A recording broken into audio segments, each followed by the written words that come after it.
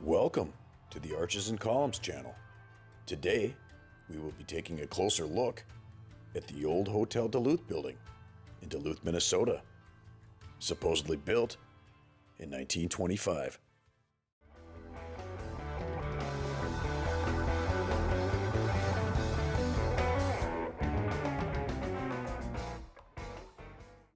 Our first historical picture is dated circa 1930. Roughly 5 years after we are told the structure was built. And the first thing that I noticed on this photo are these protrusions off the roof line. And apparently they were lamps. And then down here I noticed these awnings already cover the bottom floor windows. And she is located at 227 East Superior Street, Duluth, Minnesota. And we are told the Hotel Duluth was completed in 1925, and that she was among the city's grandest early 20th century buildings, and that at the time of its opening, the tallest hotel in the Northwest. The project was spearheaded by the Citizens Hotel Committee formed in 1923 and led by George H. Crosby, later known as the father of the Hotel Duluth. The committee persuaded the prominent Milwaukee hotelier Walter Schroeder to build his 7th hotel in Duluth. And this postcard is circa 1942, and if you notice, it still has the lamps on the roof line, and there's a little gap down the wall here, and then it continues with more lamps. And from the current aerial view, you can see there are those same spots remain up on the roof line here. Exact matches. Now, this May 21st, 1925 issue of the Duluth Herald is a gold mine. Look at all these supposed construction photos of the Hotel Duluth. And I'm going to zoom into some of these quote-unquote construction photos here from 1925. And as we can see here, this one is the excavation is completed and the foundation underway, photograph taken July 7th, 1924. And that is clearly a sketch, not a photo, and it's 1925. Why? And then this one, frame structure all up and stonework started, taken November 4th, 1924.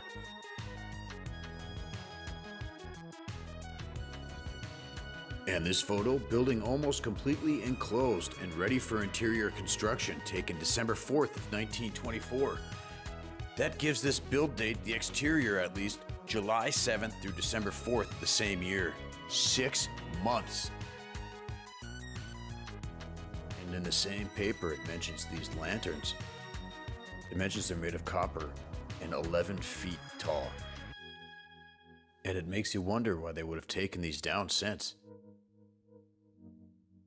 And as we look at the exceptionally detailed interior, it's important to note that they tell us it only took 5 months for the interior part of this building and 12 months total for this structure. Hard to believe.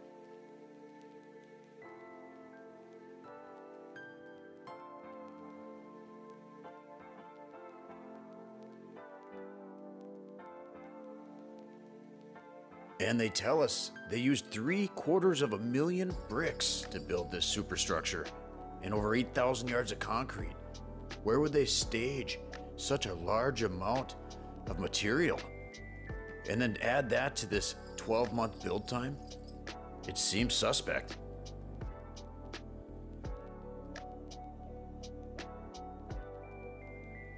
And we are told she was designed by Martin Tulgren and Sons of Milwaukee, Wisconsin, and that the 14-story Hotel Duluth was an Italian Renaissance-style landmark with classical revival detailing. Its U-shaped plan consisted of 2 connected brick and stone towers and a 3-story western wing intended to support a 3rd tower that was never built. The exterior incorporated more than 750,000 bricks, terracotta swags, rosettes, Corinthian columns, bronze roofline lamps, and a terracotta canopy marking the main entrance.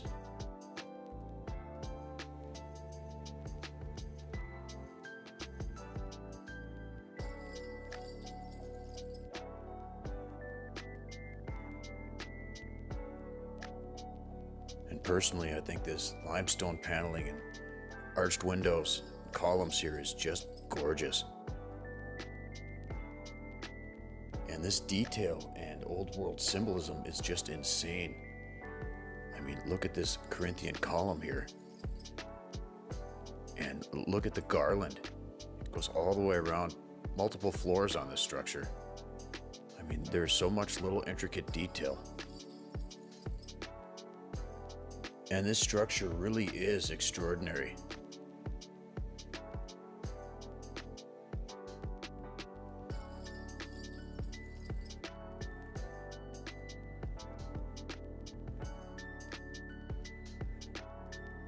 And here's a peek under the canopies. You can see a swan neck or broken pediment over these windows. Quite detailed and beautiful, made of limestone. And this has been covered up since the pictures in 1925 when it was unveiled, brand new. That also seems kind of odd. And just look at this detail right here in these windows. It's incredible. And these lamps and the fine materials that were used. Remember, they told us it only took 6 months to build the outer structure of this building right here. 6 months, and then 5 months to build the inside. And in just a few minutes here, I will show you what the inside looks like, and you could be the judge for yourself as to whether that's possible or not.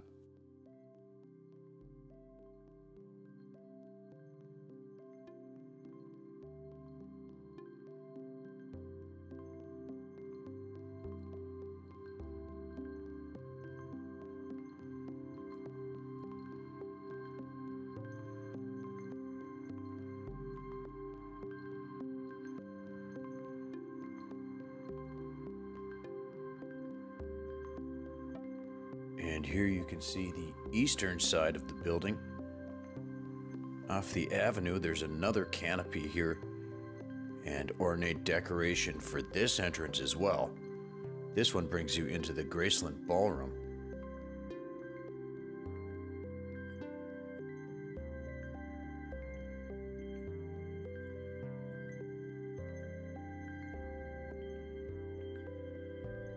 And notice how crisp and perfect and detailed these rosettes still are in the limestone.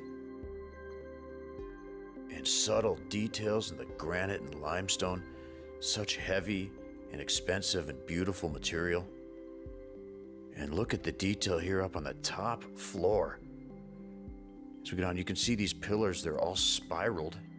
I mean, imagine how much time extra this would take in our tiny little build time to give us. And look at this little treasure here. We have what I thought were goats, but it turns out are bighorn sheep. This is a first for me, but I do see that there are buildings in New York and in Europe that feature these as well. And look at the detail up top here. This is incredible, and look at how perfect this looks.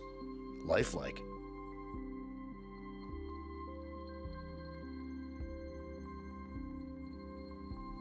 And let me also point out here, folks, that from the ground, all this detail, like these sheep's heads, you can't even see it from the ground unless you have a pair of binoculars, a modern cell phone with a zoom, or a drone. Why would they have so much time and detail put into this top floor? And in such a hurried build time to it, it makes no sense. And it's also interesting to note that the architect would have designed all of these bighorn sheep heads that line the building all up on the 14th floor, and only on the 14th floor, where no one would see them. I mean, what is the significance of putting bighorn sheep on the top floor, and only the top floor? This seems like an extreme waste of labor and resources. From here you get a little glimpse of Lake Superior.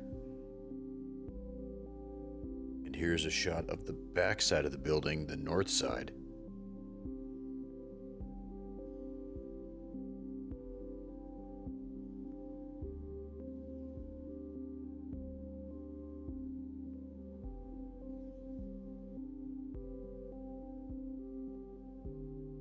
And here's a shot of the west side of the building.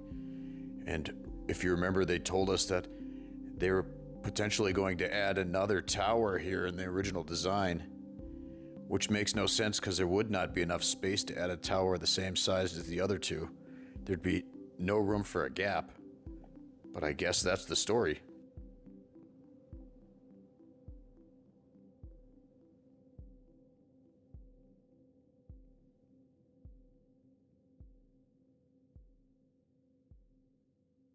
And if you notice these Roman Greco flaming urn looking statues here on the caps, pretty detailed and ornate. And this little section here, this has never quite been explained. And if you notice here, there's bricked in windows with original colored brick.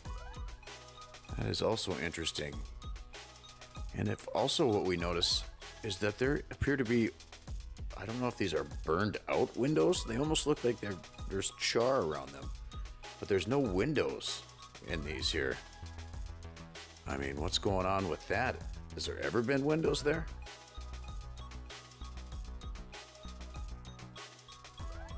Well, how about we take a look inside? And keep in mind, they tell us the interior here was completed between December 8th, 1924 to May 8th of 1925. Just a few short months. Get a load of this, folks. What do you think? And we are also told that the hotel's interior matched its impressive exterior, praised by Walter Schroeder as, quote, the most beautiful in the country, and described by the Duluth Herald as, quote, a bit of New York transplanted to the Midwest. It featured a fountain-centered lobby, a 450-seat restaurant, themed dining rooms, and on-site shops and services that made the hotel a self-contained destination. In 1980, the original 400-room hotel was converted into 150 apartments for low-income elderly residents, and the building was renamed the Graceland Plaza.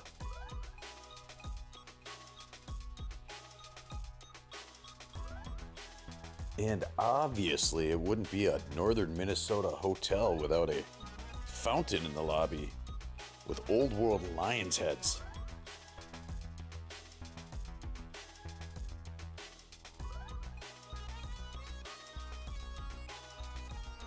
Apparently back in 1925, they originally called this the Spanish dining room, and now it's referred to as the Moorish room.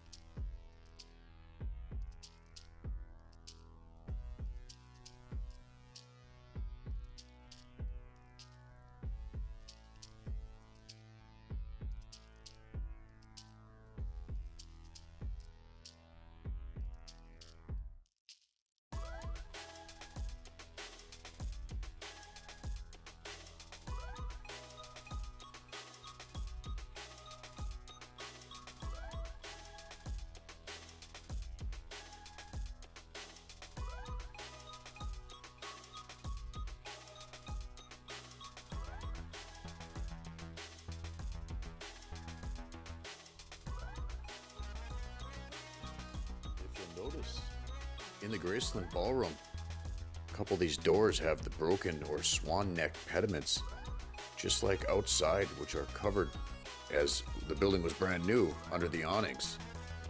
But a very consistent theme here, and the attention to detail is incredible.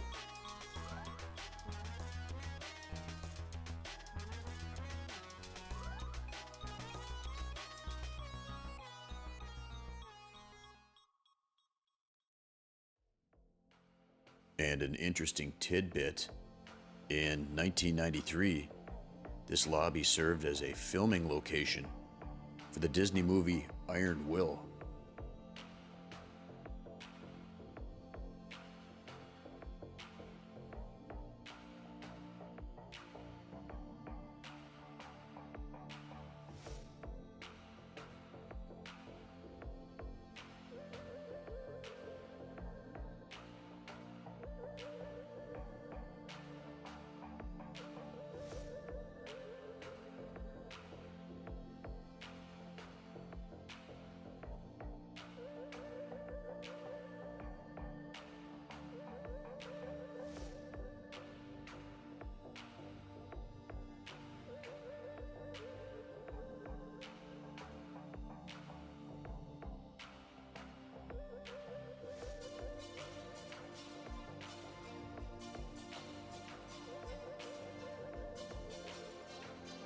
Now, does this eagle not look more like a phoenix than a traditional American bald eagle? And look at the detail on this thing.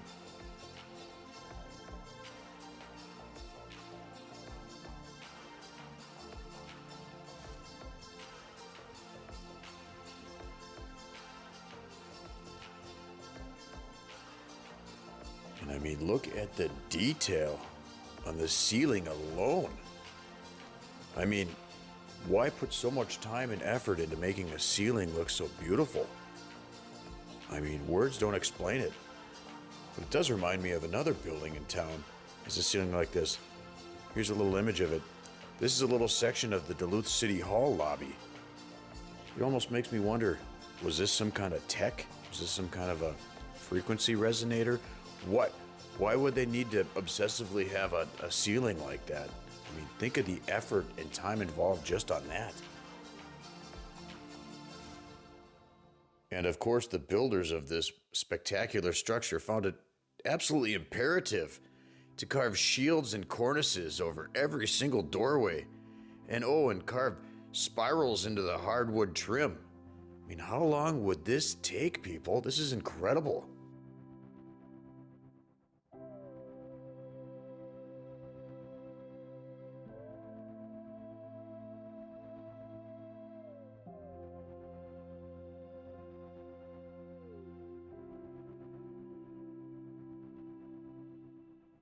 And isn't this just over the top? Look at these materials. And then not only do they have these hardwood columns every few feet, but they're doubled up. I mean, we couldn't have done with just a single column every few feet. We had to have two of them. I mean, what purpose is that? I mean, talk about above and beyond. And look at some of these materials and the attention to detail. We couldn't even replicate this if we wanted to right now, much less in 12 months to build this entire structure. I mean, this is hard to believe, folks.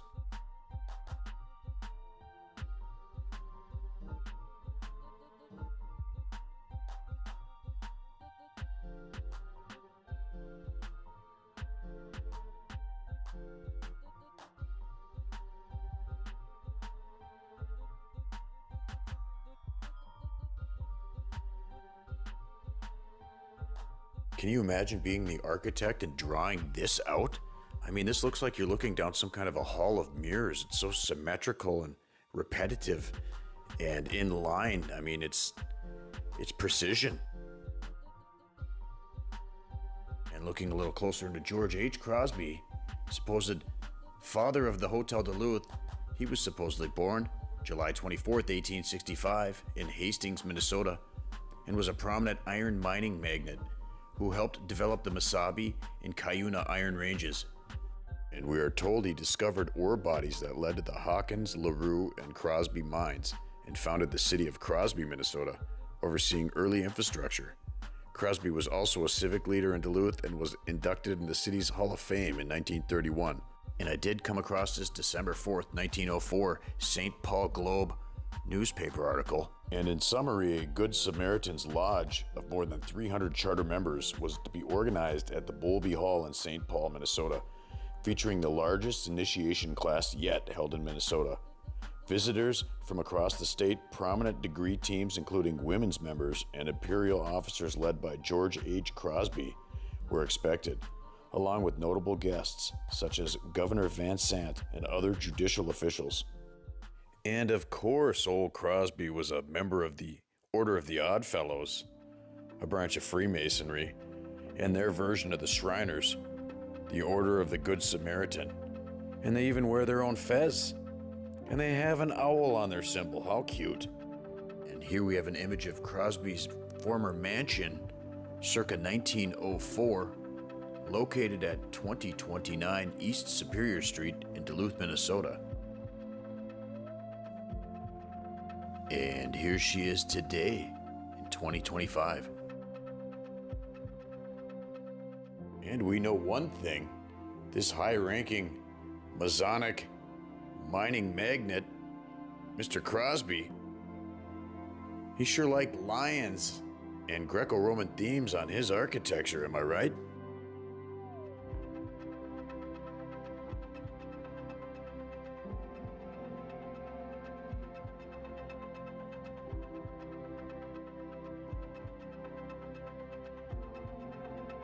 And how exactly would somebody go about chiseling out this globe out of stone in 1902? Impressive.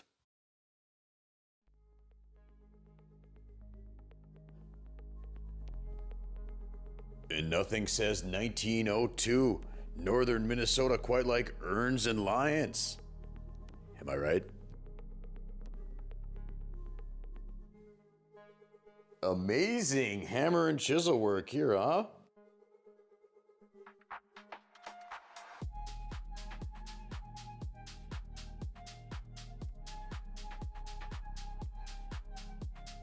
And I don't want anyone to forget, they tell us old George Thrana, he hand carved all this stuff here. Quite impressive. I mean, think of what these kind of detail stylings would cost in 2025 with modern tech. I mean, imagine back in the early 1900s with hammer and chisel. Apparently, it wasn't a problem back then.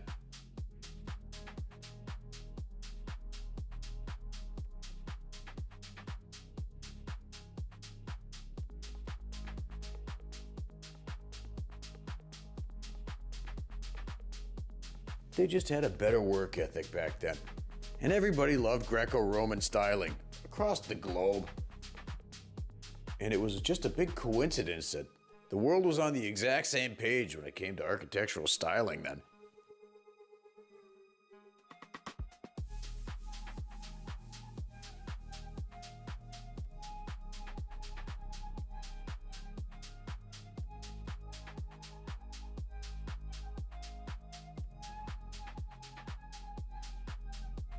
And on a side note, I've always been in love with this mansion, the Crosby mansion. It is so beautiful. I mean, it's timeless.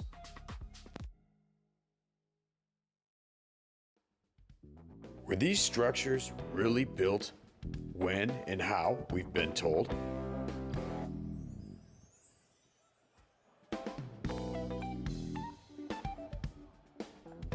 Was this Crosby character made up or just an inheritor? A Freemason receiving a bunch of Freemasonry, if you catch my drift?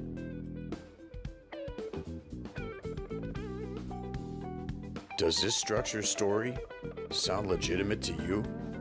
Built in just 12 months, back in 1924 to 1925? I really want to know what you all think. Please leave your comments below. And thanks for watching. Please like, share, and subscribe.